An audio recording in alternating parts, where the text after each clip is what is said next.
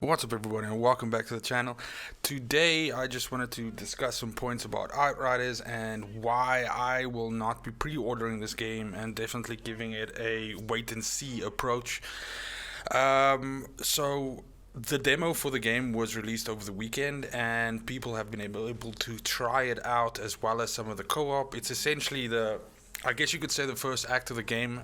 Maybe that's not 100% correct, but it definitely has a lot of the tutorials in the game, and you can level the first couple of levels of the game and see the first couple of skills of the game, and all four classes are playable and all of that. So it definitely does give you a good indication of what the final product will be like. The game is out in basically a month from now on the 1st of April, so I don't think a lot's gonna change when it comes to what we got to see here.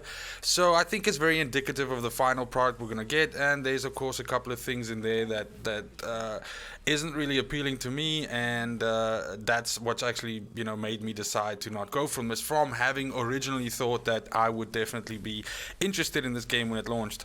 It's of course been delayed a multiple amount of times, so that of course means that it's also a little bit late, and we thought we'd have it in our hands by now. But I mean, I do understand, however, that this is a demo and we aren't able to see the end game yet. We aren't able to see the final skills yet and all of that. So I do understand that. And that's why I'm not saying that I'm never going to play this shit. I am saying, however, that I'm not going to pre-order it.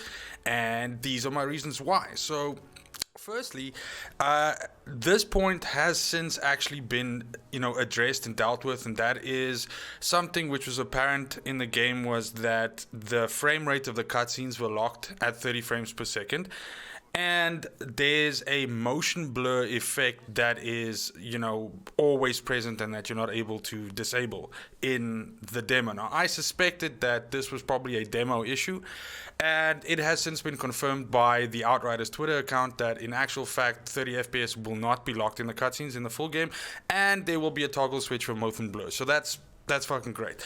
However, I don't know if you can see it in these cutscenes that I've recorded here, but the camera is, and I don't know if it's the motion blur that's causing this, but the camera is like super shaky within these cutscenes, and I'm not someone that gets motion sickness, but people have been complaining about this, and it's kind of weird. I don't know if they're going for like a Man on Fire, Tony Scott, fucking shaky cam kind of look or something like that, but it's really jarring to watch, and I don't say it makes me ill, but it's just shit, and I'm not a fan of it. So that's something, but like I said, it has already been addressed, and perhaps with the fact that you can go to 60 frames per second and switch motion blur off, maybe that takes care of this issue. It's difficult to say right now, so I guess we'll have to see when people try it out in the full version. Now, my second thing is just the design mechanic of the game in terms of how you move around and all of that, and I feel it's very basic, and I know that a lot of these things that I'm going to be mentioning might be nitpicking or something like that, but I'll get to the point right now why I think it's important, and that is that for me, I mean, it's another one of these games where it's like hold E to fucking cry, hold E to give a shit, hold E to fucking listen to the guy, hold E to do this, and I feel it's like a really weird, it's like a lazy design mechanic in my opinion. One of the bosses that you fight in the game, when you finally knock him down, then he's like on the ground, and you're like, okay, cool, I finished the fight. Then you walk over to him, then it's like hold E to listen to. It's just. Yeah, I'm not a fan of it, and I do feel it's kind of lazy, and it's like a strange approach. I do think, however, it's probably due to the fact that the game is a cooperative role-playing third-person game, and so the idea would be that pressing that button is probably a sync action between all people in the party. So I imagine that's the design decision behind that. But that doesn't mean I have to like it, and yeah, I don't.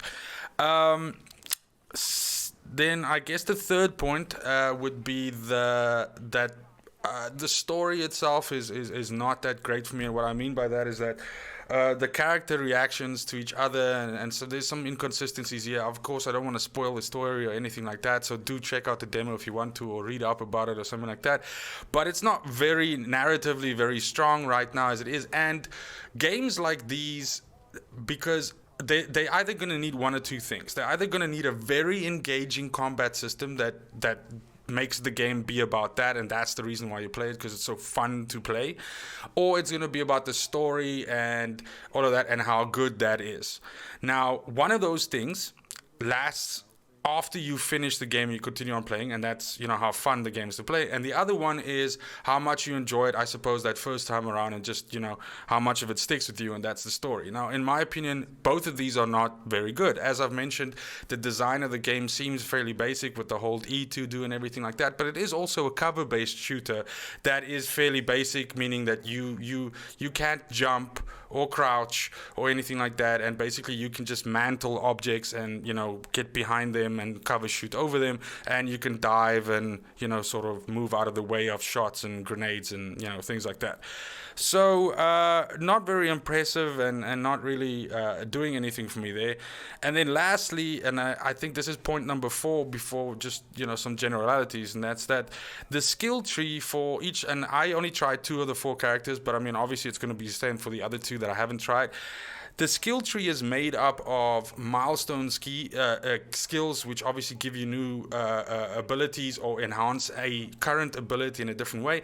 But other than that, the skill tree is very padded with literally spending skill points on things like, you know, plus 5% to weapon range and plus 3% to you know, fire damage, and plus additional 5 meters to grenade explosion radius. And yeah, so again, it just seems to me that it's one of those things where they make this really big skill tree, and then you realize that in actual fact, out of the 50 to 70 items that are on there that you can spend skill points on, really only like 10 of them actually do something. The rest literally just bump your stats up in certain areas in different ways. And again, that to me is empty. It in the end doesn't actually offer a lot of you know, variations of builds that you can do, anything like that. There's not a lot different, you know, going on there. And so again, feels a little bit lazy, I suppose, or just not, you know, like they kind of didn't know what they wanted to do with it, and they just knew like, we can't just put in 20 skill points because people are going to be like, holy shit, I'm going to hit max level like this, and then I'm not going to have anything to do. So you know, let's put in a bunch of these, like 2% to this, 5% to that, fucking 3% to that, you know, shit, and let's hope that they like that. Gives them a lot. So it seems like a lot of busy work, and that's also for me usually the death of games like this. You get, I suppose, different kinds of players when it comes to this, and you get people that love to grind this sort of thing out, and then of course you get people that, you know, want the skills to have a little bit more, you know, meaning behind them, and you know, just generally you know, like be a little bit more interesting, I think is the right word. But that's basically it. These are the issues that I currently have with it, and what's made me decide to not pre-order it, and to obviously wait for reviews and wait for other people to play it, and just generally see, you know, what the sentiment is like of people that are going to be trying it out.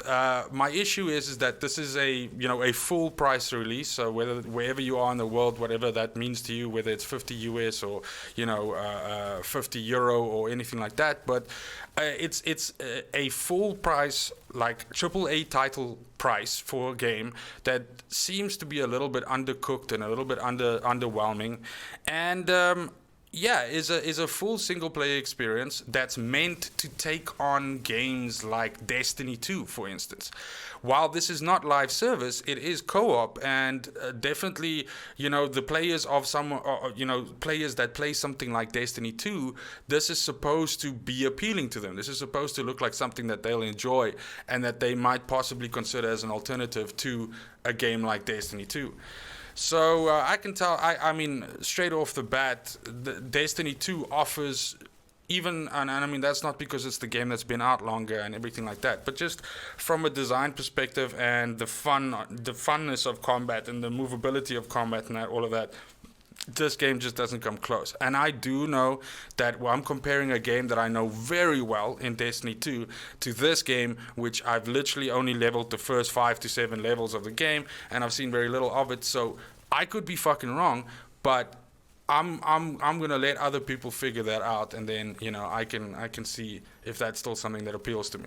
The fact that it is not live service, and the fact that, you know, it's something that I could play down the line, you know, if I don't have anything to play, and it's been figured out by then that it's actually a very decent, you know, game, and it's pretty cool. You know, that's fine. That's always something that I can circle back on then and check out. But that's basically it.